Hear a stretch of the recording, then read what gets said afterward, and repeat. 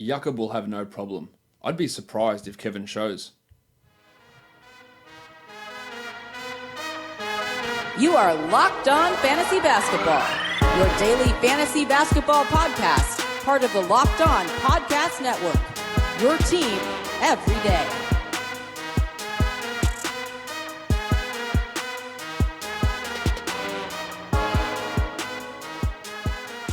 Hello and welcome to the Locked On Fantasy Basketball podcast brought to you by Basketball Monster. My name is Josh Lloyd and I am the lead fantasy analyst at basketballmonster.com, and you can find me on Twitter as always at redrock_Beeble. We're going to be looking back at Monday's action today and then previewing Tuesday's 6-game slate across the league. Michael Bolton. Let's get to it. Let's get to it indeed. Let's start where we always do on this show, and we'll start with the Monstrous line of the night. And the monstrous line of the night for Monday, goes to Nikola Jokic of the Denver Nuggets. Jokic played 36 minutes in a big road win against the Boston Celtics. 21, 13, and 7. 3 threes, 2 steals, 3 blocks, and shot 64% from the field. A very well-rounded line there from Jokic. There were a couple of guys in contention for the monstrous, but we went with Jokic here, who is the 9th ranked overall player this season, 8th over the last 2 months. It was a slow start to the year, but he's rolling at the moment, putting up those numbers that we hoped he'd be able to do when we drafted him in that zone, in that first round sort of a zone. Good numbers for Jokic, and another big night for him on Monday. Waiver wire line of the night.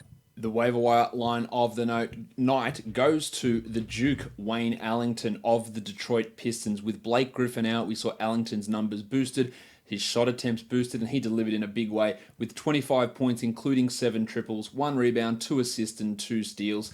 But of course, it's those extra minutes, the extra shot attempts that he's just not going to get when Griffin is out there playing. Now, he's an excellent 3-point streamer, and he's averaging 3 threes a game over the last 14 games. So that's really, really strong numbers, obviously. But the usage of 24% here is the highest usage he's had since the 6th of March. And prior to that, the highest was back when he was a member of the Heat in a weird game against the Bucks. A big blowout loss where he came in and just jacked shots late. He just normally doesn't get this many shot attempts or this many minutes. It's only the fourth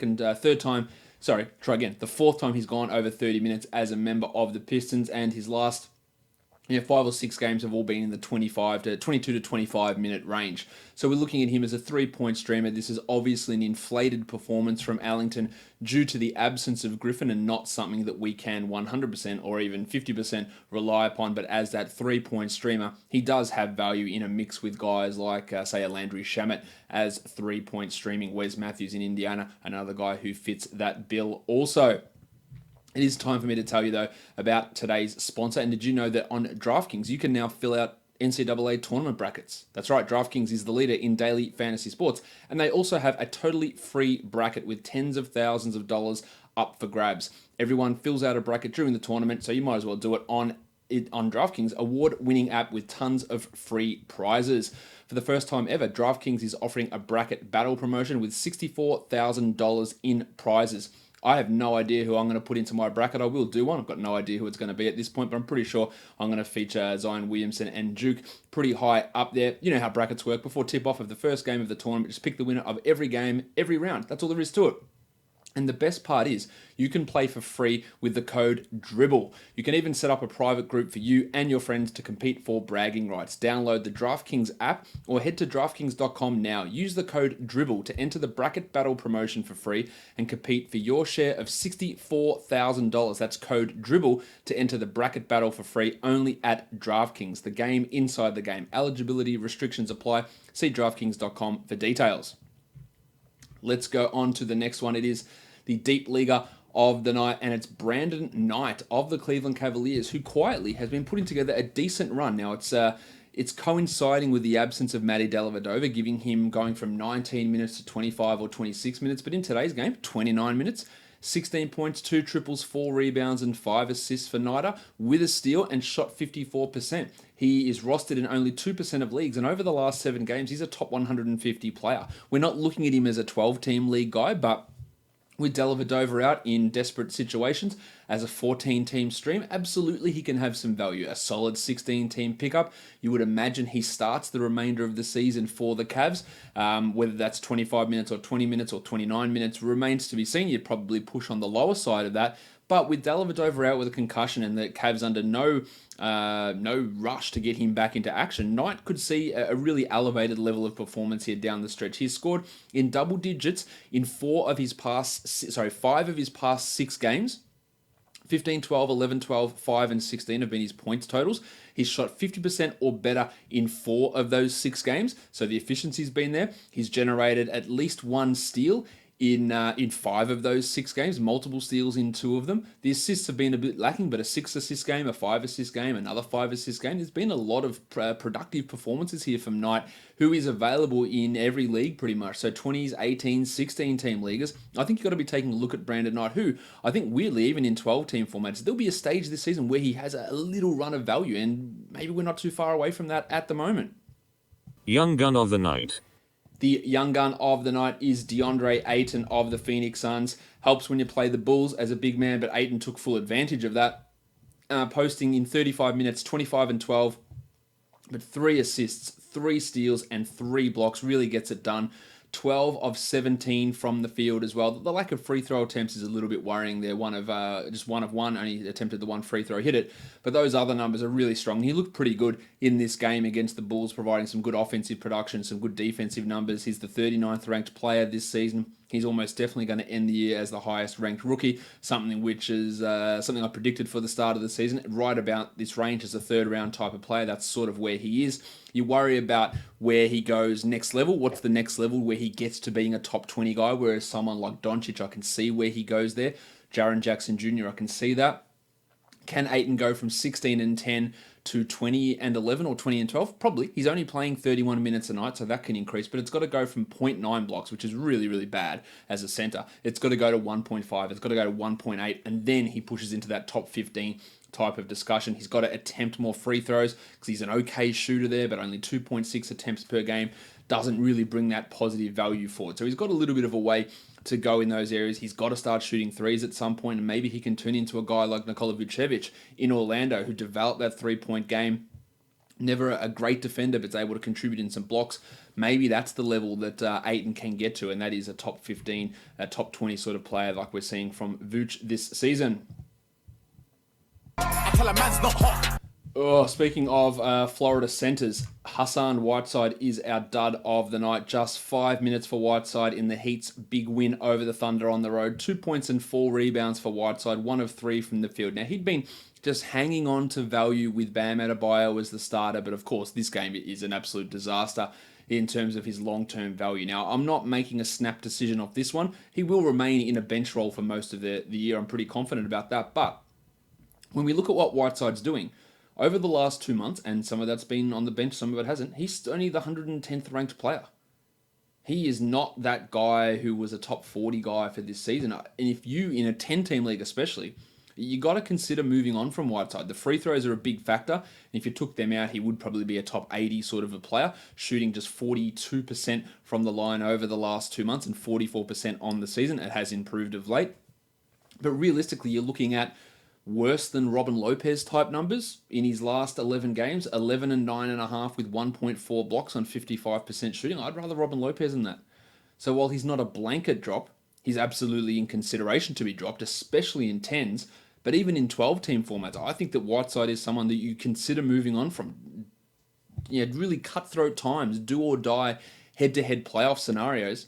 You don't need to be dealing with a bloke who's best case scenario is the 100th best player for the rest of the season. I'm not even sure that's realistic. I think that you look to move on from him in a lot of cases, depending on what guy you're looking to add in, but maybe even streaming that spot and getting 6 games out of his roster spot is better than 4 Whiteside performances. I think it's something we have to consider. The plus-minus goats of the day, Kevon Looney was a plus 101.6 in the Golden State Warriors loss to the Spurs, while Kadeem Allen, I'll talk about the Knicks soon, negative 121.3 as they got absolutely smacked by the Toronto Raptors. Let's look at some injury news. Gordon Hayward if you haven't dropped him now, I don't know what you're waiting for. He's likely he missed today's game. He's likely to miss tomorrow's game or the Celtics' next game with a concussion as well. He's providing absolutely no value. 10s, 12s, 14-team leagues, he goes pretty comfortably. Otto Porter missed today's game with the Bulls with a rotator cuff strain in his shoulder. They said they're not sure how long he's going to miss, but he's pretty sore. With the Bulls tanking ideals, with the rotator cuff being a potentially serious injury or one that can be aggravated pretty easily, I would expect Porter to miss multiple games here. I don't have any timetable on that. If they said he's out for the season, I'd be stunned. But if they said he's out for the next 2 weeks, I wouldn't be. And that's closing in on the end of the season. So maybe that actually becomes the case. I think he at least misses one more game here, Porter. Big Shaq Harrison, he started in his place. Big Shaq. And could be an excellent steal streamer with some assists. You're going to have guys like Wayne Selden pop up. Maybe if Chandler Hutchison ever comes back, Timothé Luwawu-Cabarrot, there won't be a must-roster guy in 12-team leagues from this situation. Dwight Howard looks like he's done for the season. The Wizards just remain as they are. Thomas Bryant being a deeper league guy, Punch Bob being terrible, but being a 12-team league player as well. Well, Boogie Cousins' MRI on his foot/ankle came back clean, but he did miss Monday and he will likely miss Tuesday. A couple of guys left games early on Monday. Derek Favors with his hamstring. It doesn't appear to be any issue there. Kyle Lowry with his ankle. That's a little bit more troublesome. I'd maybe expect a game or two to be missed, but nothing serious there with Lowry. And Julius Randle in New Orleans. We had Alvin Gentry say, he had some hamstring and Achilles tightness. That's bullshit. They just wanted to tank. He didn't play in the overtime period. I wouldn't be too worried about Randle and his issues. And then Maxi Kleber left that game as well with a wrist injury. The X-rays came back negative on Kleber. He did put up some okay numbers in today's game, but he's really just a 16-team guy with some shallower stream value for the points and blocks combination, which he does bring in a good amount relatively often.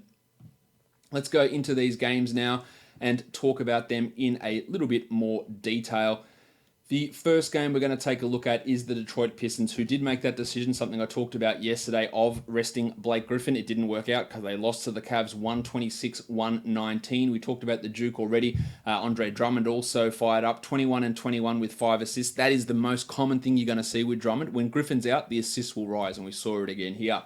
Ish Smith and Reggie Jackson split the point guard minutes down the middle, which is annoying as someone who thinks Reggie Jackson's the better player, but it does help Ish Smith's value as a stream guy for assist. He's rostered in 5% of leagues.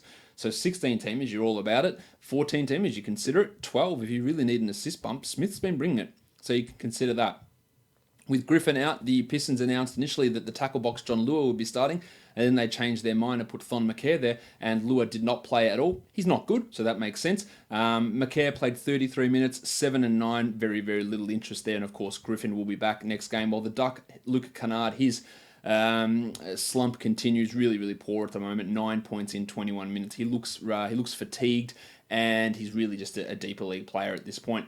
For the Cavs, the Padawan Colin Sexton, another 20-point scoring night, 27 points with 5 triples and 2 steals, 63% shooting. We still worry the fact he had 1 assist and 2 rebounds. The peripherals aren't there, but with this scoring run, the efficiency's up. He's getting a handful of steals here and there. It is helping him, and he is in consideration for 12-team leagues. Now, when the shooting drops off, you got nothing because he just does nothing in the no rebounds, no assists. Like, that's really poor, but the scoring run's real.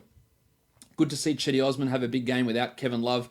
21, 4 and 6. He is probably a 12-team league guy, while Marquise Chris saw extended run with all those big men out. 10 and 10 with 2 blocks in 20 minutes, but you should be looking at him as a deep league guy only. David Nwaba, the Cavs pulled a bit of a shifty on us as well. Initially, it was reported that Marquise Chris was going to start, and then it was David Nwaba in the end. He had 13, 6 and 4, while Jordan Clarkson struggled his way to 14, 2 and 1, and more just a 14-team league guy, same as Ante Zizic, who had 8 and 6 in his 25 minutes, despite the fact that Thompson, Nance, and Love were all sidelined.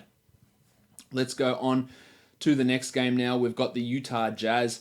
They had a pretty comfortable win over the Wizards. Gobert was always going to have an easy time against Portis. He didn't miss a shot. 6 of 6 from the field, 14 and 14 with 2 blocks, while Derek Favors, as I said, left early. So Jay Crowder stepped it up, 18 and 5 with 2 blocks and 2 threes. We also had Tabo Cephalosha and George Niang get some of those power forward minutes, while ravishing Rick Rubio played 27 minutes, hurt his ankle early but returned to the action. Only 8 points, but 10 assists and 4 steals is really what Rubio is bringing us at this point. He's an assists and steals specialist type.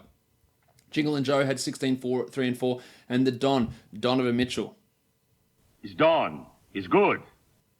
19 points in 32 minutes, but no free throw attempts. This is what I don't like about him when he doesn't play at point guard.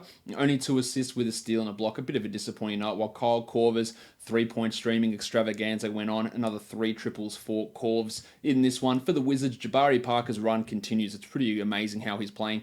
19 and 7 with 3 steals and a block. Now, he's still absolutely atrocious defensively and does not give a shit at all about that end. But for what he's doing, the Wizards are playing him. The minutes are there. The production is there. The 62% shooting in this game was fantastic, and the efficiency's been through the roof. So you've got to look at Parker as a guy who's getting 30 a night, who's scoring well, who's getting a lot of touches. Forget the fact that he's not playing good basketball on the defensive end. Brooks is playing him, and that's what matters for us. Satoransky only the 8 points, but 6 assists and 2 steals, while Bradley Beal's run of good performances came to an end after it feels like about 50 straight. 15 points in his 31. Troy Brown got extended minutes, 25 minutes, didn't do too much, while Punch Bob, my mate, 11 and 5 with 3 triples in his 19 minutes. Probably still a hold, but he's not that good. So if you want to move on, if you want to stream his spot, I completely understand that again. He is not that good.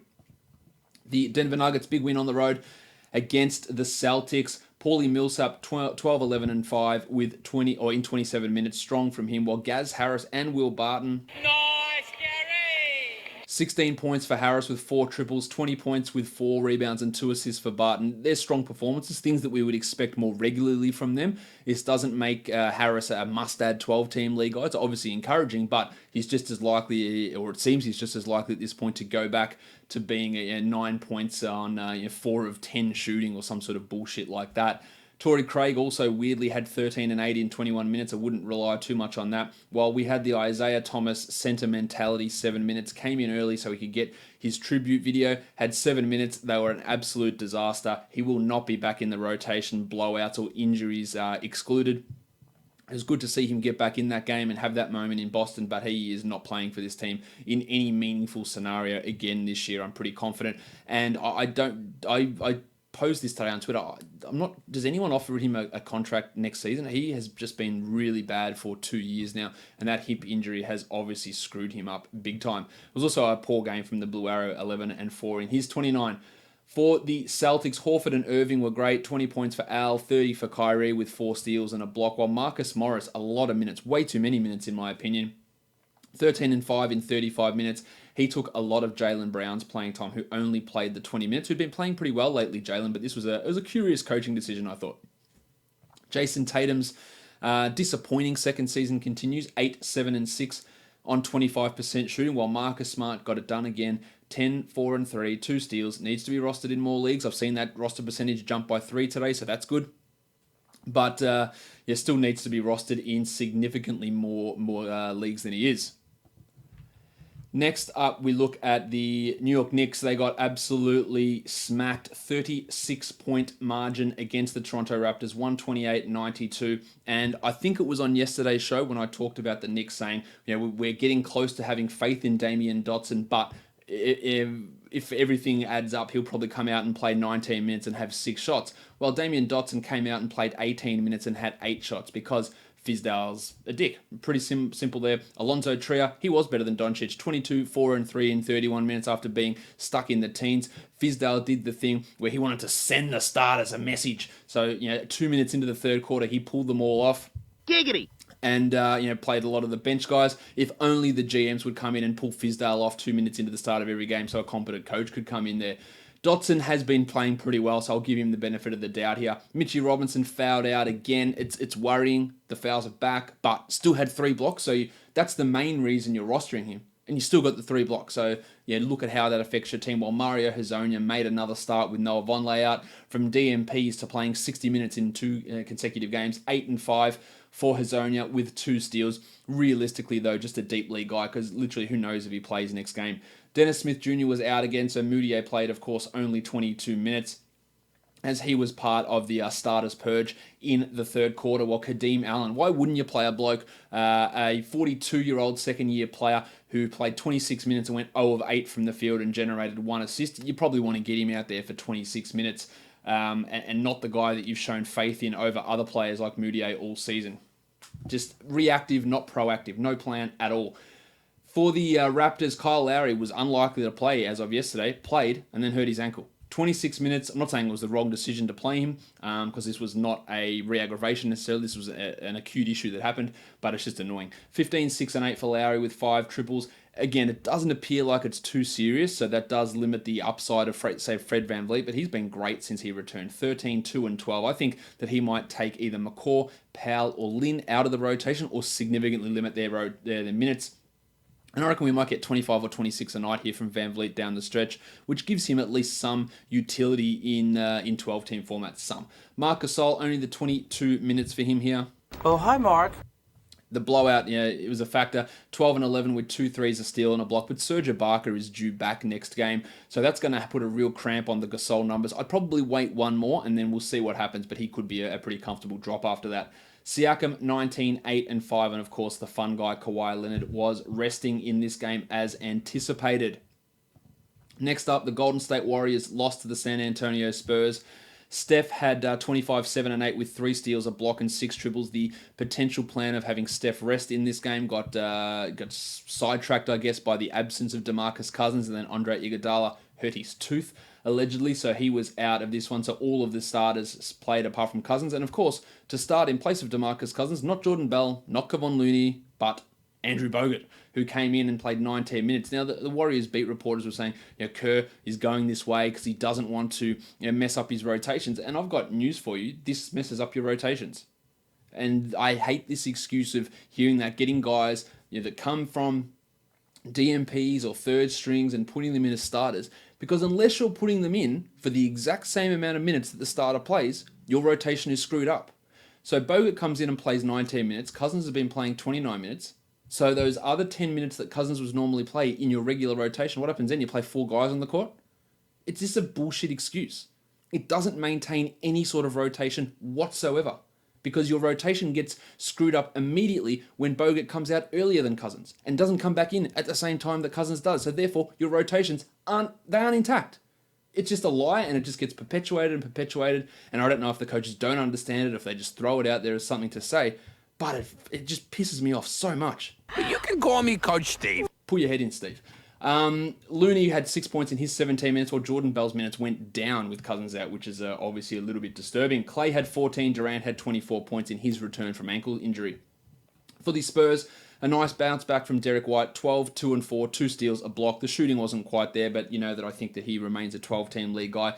Well, Jakob Poeltl, 25 minutes for Pertz, 6 and 7 with no other numbers. He really is a specialist. He can be a 12-team league guy. He's not a must-roster guy. He's not going to be a 30-minute-a-game sort of a player. He can have that value or that utility, while Bryn Forbes struggled to 17 minutes because he's really not that good. DeRozan had 26, 9, and 8, and Aldridge another big game against the Warriors, 23 and 13, a steal, and 2 blocks for LaMarcus. The Miami Heat and the Oklahoma City Thunder. We had the iron shoulder in 29 minutes, Goran Dragic, 26, 5, and 11, 6 triples and 2 steals for Dragic, super efficient. Again, Justice Winslow is out of this game, so that does help his value, but he's a guy that you could take a flyer on in 12-team formats. The other guy that benefited is James Johnson, who played 22 minutes, taking a lot of those Winslow minutes, 14, 3, and 2, 3 steals and 2 blocks, and you have to think that after these performances, Spoelstra will keep him in the rotation, so that's going to hurt someone. Is it Derek Jones? Is it Scooter Magruder? Is it Kelly Olynyk? There is some concern there. Maybe Whiteside just gets taken out of the rotation. I think there is a real possibility that Johnson's back in and mucks things up quite a bit. So he's a name to watch, but not an ad. Olynyk played 36 minutes, 18 and 9, a lot of center minutes with Whiteside struggling, while Bam Adebayo... Bam! Bam! Bam! Bam! Not his best game, 8 and 7, but 4 assists, 2 steals, and a block, gets it done, and he remains a 12-team league player. Josh Richardson, man, what a disastrous field goal percentage combination from him. 3 of 14 from the field. Can't shoot at all at the moment, but had a 3, had 7 rebounds, had 6 assists, had 1 steal. He's providing in those peripheral categories.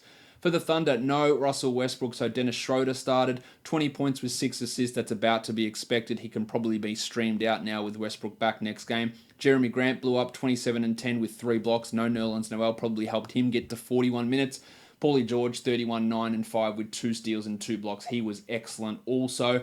Not much else happening there on this Thunder team. Steve Adams fouled out in his 25 minutes. Next game up, we look at the New Orleans Pelicans and the Dallas Mavericks, an overtime game. The Pelicans get the win 129-125. Julius Randle, as I said, he sat out for tightness. 39-4 in 34 minutes, while Lord Alfred Payton, the March triple-double streak continues. 37 minutes. It took overtime to get there, but 37 minutes, 19, 10, and 11. I'm going to laugh my absolute ass off is if when the calendar turns into April, if he goes back and has 4, 2, and 2 in one of those games. I reckon it's destined to happen. Kendrick Williams, the 3 steals are really nice, but he's more just a stream guy. Well, we're really seeing what Frank Jackson does. 19 points in 40 minutes, 4 assists, a steal and a block, but inefficiency. And I think it's what keeps him out of being a 12-team league must-roster guy. I think it's looking less and less likely that Drew Holiday returns this season. We have nothing confirmed on that, but I think there's a chance of that. Well, Cheick Diallo has clearly taken over from Jahlil Okafor. Rightfully so. Okafor played 7 minutes. Diallo played 27. He is that 14 to 16 team league player. For the Mavericks, Doncic, another triple-double, 29, 13, and 10. Alonzo Trier, suck on that. 2 steals for him, but the efficiency, man, absolute disaster again. While Timmy Hardaway stepping it up, 21 in 34 minutes, becoming a nice points streamer sort of a guy after really dropping off. Dwight Powell was strong. Jalen the Burner Brunson struggled early, but came home with 14, 3, and 4, and that's enough to keep him as a 12-team must-roster player. Dirk's minutes were pretty limited, and we're not getting too much utility out of Dirk Nowitzki for fantasy leagues. The next game, the Bulls and the Suns. Levine 17, 8, and 7, but Robin Lopez was the big performer here. 24 and 7, 79% shooting. He's a must-roster guy, and as I said earlier, having him over Hassan Whiteside, it seems to make sense at the moment. Lowry Markkanen busted out of his slump to a degree, 17 and 9. That's much better than what we've been getting from Lowry, 47%, while Chris Dunn had 14 points, one of his better performances too. 3 assists, 2 steals, and a block. I think it does help that Porter was out for Dunny there, and he remains a 12-team guy, while Big Shaq Harrison had the 4 steals in his 32 minutes. Big Shaq. Selden only the 20 minutes, Archijakano 21. I could see Harrison and Timotei and Ryan and Wayno and even Blakeney taking a lot of those Porter minutes. For the Suns, Josh Jackson was fairly disastrous on the court, but the line wasn't too bad with Kelly Oubre out, 18 and 7 with 2 threes, while McCall Bridges started and had 12 and 3. No defense, unfortunately, for him, which is really his calling card, while D'Anthony Melton, who played big minutes last time, only 22 here, didn't score, had 4 assists and a steal, and when Tyler Johnson comes, I worry that he's not going to be in the rotation at all. 10 points for Troy Daniels for some reason, and Devin Booker had 25, 8, and 7. Did not shoot well at all. 6 of 10 from the line. That's a concern. Hopefully it's nothing too long-term for us to be worried about. No hidden injury that's causing that problem. All right, last game of the day is the Indiana Pacers traveling to take on the Portland Trailblazers. The Blazers win 106-98. Miles Turner with a huge game, 28 and 10. No blocks, but at least you're happy that field goal percentage bumped back up, while Bojan Bogdanovic was strong enough, as was Dazza Collison, 9 and 7 assists, with 2 steals, and Wesley Matthews providing an interesting points and threes stream option, especially with the back-to-back here on Tuesday. Thad Young struggled a bit, 2 points, that's an understatement, that's terrible. 2 points on 8 shots, but 10 rebounds, 4 assists, a steal, and a block, while Sabonis, not his best night, 7 and 7, but better times likely ahead for him against the Clippers on Tuesday. For the Blazers, Lillard was great, 32 and 15 with 3 steals and a block on 56% shooting, really taking up for CJ McCollum. And speaking of McCollum, it wasn't Rocket Rodney Hood that started, it was Jake Layman. He was absolute trash, 0 of 5 from the field. Rocket had 11 points with 2 steals and a block, which is realistically just what he normally does. So again, no real add there from that McCollum injury. We got extra minutes for Seth Curry, who had 11 points with 3 triples. He goes into the Allington, Matthews, Shamet type of 3-point streaming category, maybe even point streamer, but far from a must-roster guy. Zach Collins also the player who took up the rotation minutes left by McCollum as they just push guys down positions, and that's sort of been the case over the last week or so. Collins is that guy instead of someone like Gary Trent Jr. or Anthony Simons. Flaming Mo Harkless really brought the defense, 2 steals, 2 blocks, blocked a shot with his foot after a buzzer as well, 10 points and 5 rebounds, while Al-Farouq Aminu, the chief, sometimes may be good, sometimes may be shit. 16 points with 4 triples. We know that there's always streamability for him, there's always GPP upside, but that's really about him. It for Aminu as a 12-team guy. Well, Nurkic had 18 and 11, a pretty strong performance from Big Yusuf. Let's flick it over now and talk some DFS.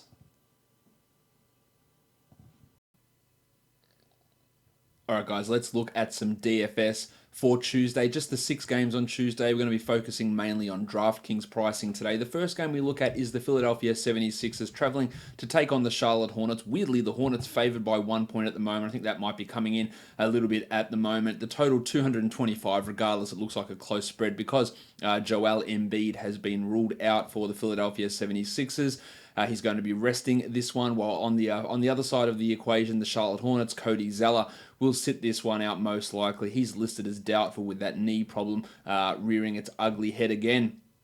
At point guard, Kemba Walker's at 8,100. Really disappointing from Kemba last time, but he has historically eviscerated the Sixers, averaging 66 points the last 3 times against them. And prior to last game's dud, where he only had 23 points, he'd been putting up over 40 a game pretty consistently. So at 8,100, he looks really strong. Ben Simmons at 8,500. Struggled in the last couple with Embiid back, but with Joel out, another 50-point performance could be coming his way. So I do like Simmons here quite a bit as well. Tone Parker also out due to rest, so you're going to have Devontae Graham move into a role. At 3,000 you might look, but you probably won't, and you probably shouldn't.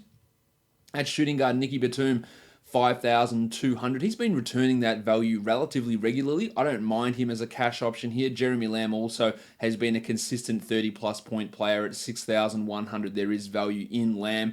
And then you've got General Soreness, Jimmy Butler, 7,100. Without Embiid there, I like his ability to spike that value up. So I think he is also a strong play across both formats of DFS. For small forward, Marvin Williams has been atrocious, averaging just 17 points in the last 3. I think his floor is too low, his ceiling is too muted to really consider him too much here. While Toby Harris at 7,200, the absence of Embiid helps Harris. I think at 7,200 you look at him. I'd prefer Butler at that 7,100, but Toby at 7,200 at least comes into consideration here. At the big man spots, Bo Barnes at 4,100. You got to look at Boban Marjanovic. He will start, and we know that he will likely start, and we know that centers against the Hornets consistently has been a really good option. So I'd like Boban a bit here. Frank the Tank on the other side, Frank Kaminsky 4,400. He's got some upside play with Zeller, unlikely to see the court here. And then you got Bismack Biyombo, who's been starting but doing nothing, and Amir Johnson and Jonah Bolden. I just don't think that they will get quite enough playing time to be the factors. They're not the permanent monsters that Boban can be.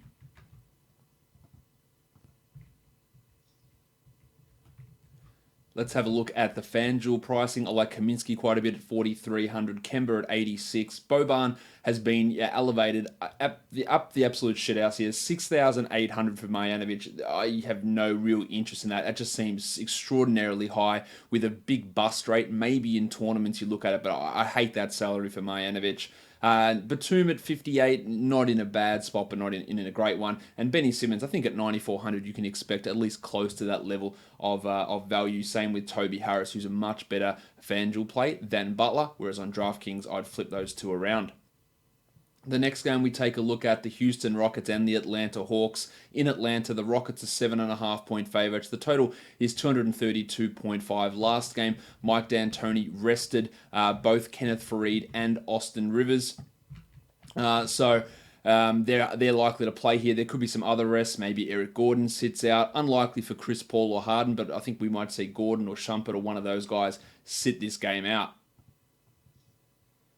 If we look at the point guard situation in this game, we're looking at Chris Paul at 7,100, which looks like really, really good value. He had 55 last game in just 29 minutes. A great matchup for Paul. You got to like that. I like Trae Young on the other side as well at 7,200. I think both of these point guards are in play here. While Harden at 11,200, that might be just a little bit too high. He's still dealing with the neck issue. A chance of maybe him resting. The matchup's really, really strong, but I'd only probably look at Harden as a tournament player here. Austin Rivers, Jalen Adams, no interest. At shooting guard, you've got Kevin Huerter at 41, old fan of pants. Don't see much there. Bembry, similarly. Eric Gordon at 55, only just a GPP guy, even if he does play, which at this point we're just not sure about. Well, Kent Bazemore at 45, the playing time isn't there. At small forward, the artist known as Torian Prince, 4,800, hasn't really been doing anything of a positive nature at the moment, so I'm not super into him as a play here. It would just be tournaments if you're going to go that route, and I don't really think that you should. And the big men is maybe where we get something. Johnny Collins, the Baptist, 7,500. Disappointing last game for Collins, but prior to that, he'd been on a real roll. I think he's at that sort of salary, he's in play. So is the Undertaker, Dwayne Dedman at 5,600, who's been a 30-point guy for a good stretch of time here, and at that sort of salary, you got to like it. While Capella at 7,700. It's a pretty decent price rise from Clint, but his recent form has been solid. It's a good matchup. He is in play much more so than, say, someone like Alex Len, who did bounce back last game, but not enough to really get too interested. Over on FanDuel, nothing massively standing out. Chris Paul at 85, probably the best of the best. Harden a little bit too high. The Undertaker at 59. Dedman, I do like that salary for him. Trae Young at 79. Yeah, definitely not all that keen on what Young can do at that salary, but still has some tournament value there. And Collins at 86, again, a lot of that value lopped off the top of John Collins. Next up, we've got the Lakers taking on the Milwaukee Bucks. Just a huge blowout risk in this game. The Bucks are 13-point favorites. The total is 236, but to throw a spanner into the works there, you've got a few statuses that we need to update on. For the Lakers, it's the standard guys, Lance Stevenson and Tyson Chandler, but Josh the Hitman Hart gets thrown into that mix.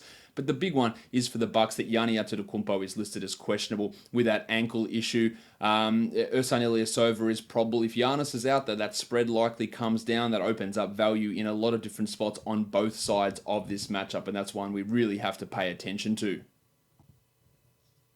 All right, so let's look at these point guards in this matchup. Eric Bledsoe's at 6,400. We know that point guards have been a real feasting opportunity against the Lakers. Bledsoe's in a great spot, an even better spot if Yanni happens to be sidelined. So he's a guy to really, really get on. On the Lakers side of things, Alex Caruso's been crushing it, averaging 32 over the last three. He's at 3,600. The absence potentially of Josh Hart as well helps Caruso. I like him a significant amount here, while Rajon Rondo at 6,000 has been really disappointing. An $800 price drop helps, but I'm not super into Rondo here, maybe as a tournament guy, but that's really about it.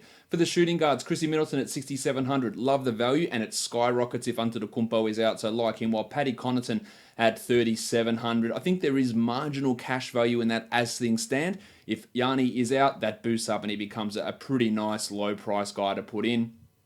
KCP's at 3,900, and even though he stunk last game, he still had 17 points. That's not far off value. He does help a little bit. He can be somewhat of an option with the way the Lakers are running their lineups. Hart and Bullock, I wouldn't really pay any attention to them. Neither Tone Snell, who's one of the worst fantasy producers per minute. At small forward, Yanni's at 11,300. I'd love this normally, but the doubt over him and his status of playing makes it hard to roster him, especially if there is no late swap on FanDuel. Of course, that's the problem. The future MVP, Kyle Kuzma, down all the way to 5,900. And at that salary, I like Kuzma. He's averaging 30 over the last three, which is fine at that number. He's been poor in those games, so really clearly 45, 50 point upside here. I do like Kuzma at that salary. And LeBron's down at 10,200. LeBron James. LeBron's been giving us 50 a night pretty comfortably. There is a risk with him that they do limit his minutes even further in a game that might be out of hand. At 10,200, I'd look at him as a tournament guy. For the big men, Nikola Mirotic, 4,800 hasn't really been good at all, but I think you've got to at least look at him as a tournament type of a guy, while Brook Lopez at 55. Centers have been smashing the Lakers. No reason to think that Lopez won't do it again. JaVale has been as up and down as anyone, 4,800. An interesting tournament guy, no doubt, but apart from that, not much to really pay attention to. Well, DJ Wilson, 3,100 for Deej. 19 points last game, getting a lot of those Brogdon minutes.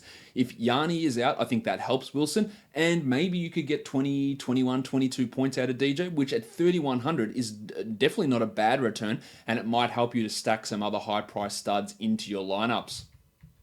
Over on FanDuel, Mirotic, again, a nice GPP option. I love Lopez and Bledsoe a lot. Yanni's at 13. That's probably just too high for me. Chrissy Middleton at 77 and LeBron at 10.8 also come in relatively strong. While Alex Caruso's been jumped all the way up to 5,400. And that takes a bit of the value away. But if Hart is out, I think that Caruso can actually make that number back. We have to remember that his last game where he had 43 points on FanDuel was the product of insane steal and block numbers, which he won't be able to continue. So you're probably lopping 15 points right off the bat there, which at 5,400 makes him a little bit of a risky play on FanDuel as opposed to on DraftKings, where the value for him looks pretty nice. The Golden State Warriors and the Minnesota Timberwolves. The Warriors on a back-to-back traveling to Minnesota. They lost to the Spurs on Monday. No spread or total at this point. We don't know what the Warriors are going to do. You'd have to imagine that Sean Livingston sits this one. DeMarcus Cousins is out. We don't know about Klay Thompson, Steph Curry, Draymond Green or Durant, whether they're going to play. Iguodala missed Monday. He will likely be back. There's going to be lots of weirdness going on here. For the Wolves, Jeff Teague, Bob Covington are both out. Derrick Rose is doubtful, so a bigger dose again of your Tyus Jones with this squad. At point guard, you've got Steph's at 9,200. I'd really like Steph in this one if he plays. We just don't know at this point, but that's a good matchup for him. Jared Bayless at 3,200 is going to get some minutes, but not enough to really get me excited. And then you've got Tyus, who comes in at 5,200 and has been a little bit disappointing the last couple of games. That big price rise on DraftKings for Jones, I think, takes his lock appeal away, but at least gives him some value and not a terrible play.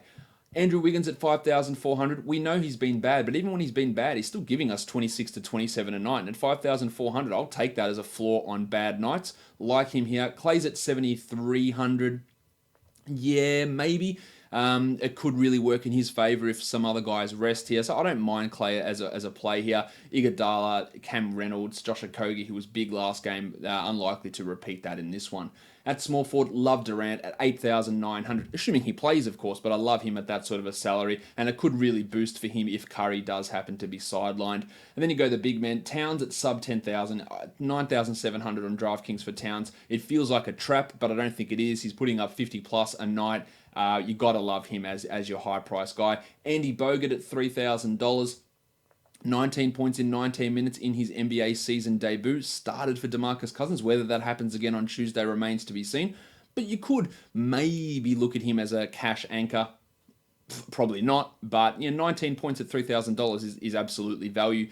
Draymond, Looney, Bell, Taj, I don't really see much in any of those guys in this one. On FanDuel, Tyus Jones is a much more reasonably priced 4,700. Towns is higher, but 11,200 still gives him value. Šarić all the way down at 3,900. I think there is value in Šarić there. Yeah, he's been piss poor and the minutes are really limited in that low 20s range, but at 3,900, I think he can have return to value. And Wiggins at 64, more of a tournament play, same as Durant at 9.5, which is, if Curry there, that probably pushes him into the cash category. But if Curry if Curry is out, it pushes him into cash. If Curry is in, you probably look at Durant more as a tournament guy over on FanDuel. The next game we look at, the Brooklyn Nets.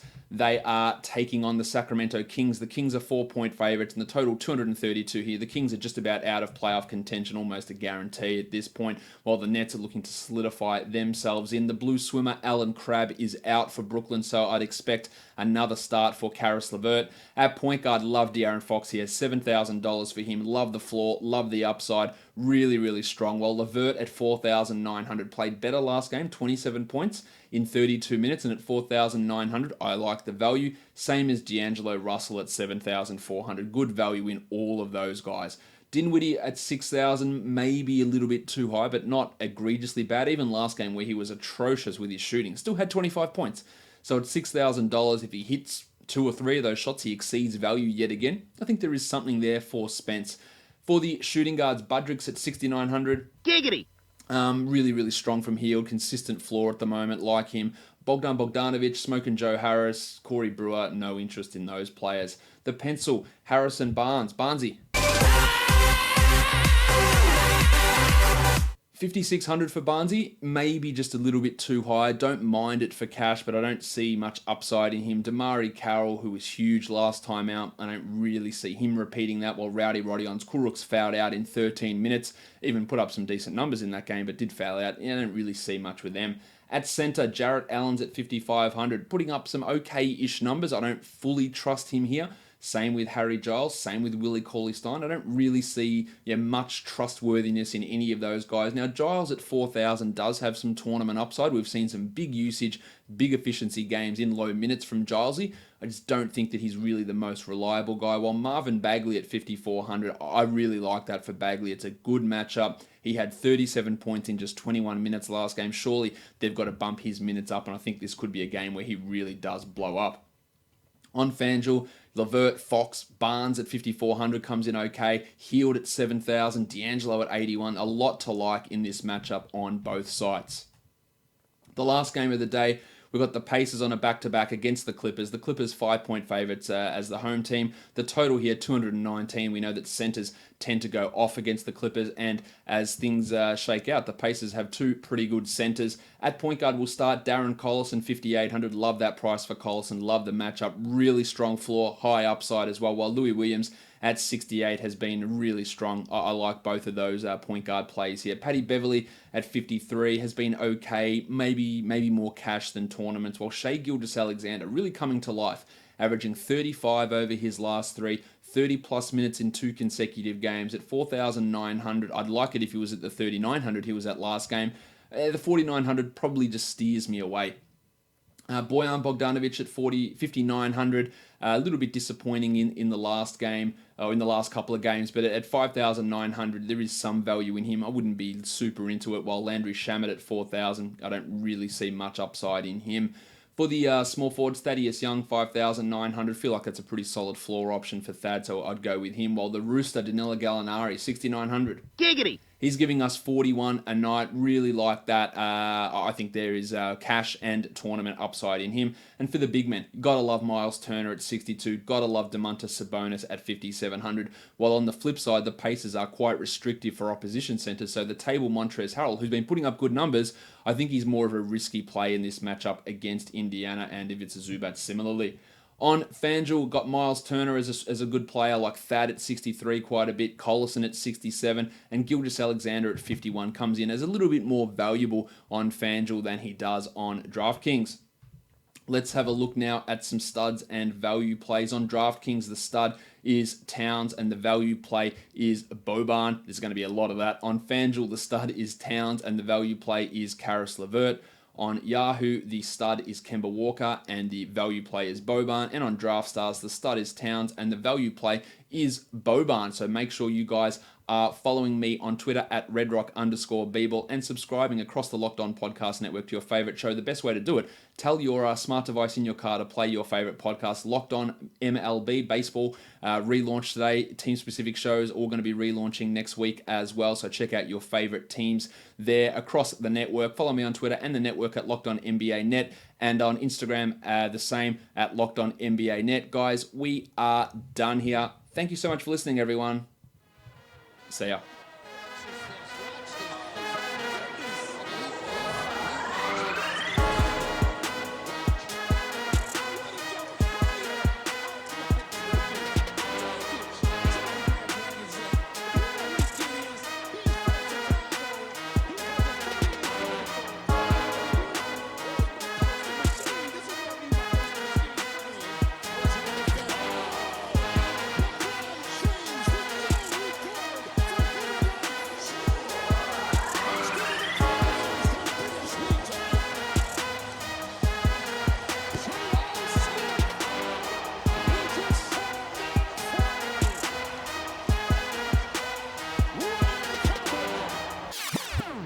Greg Popovich.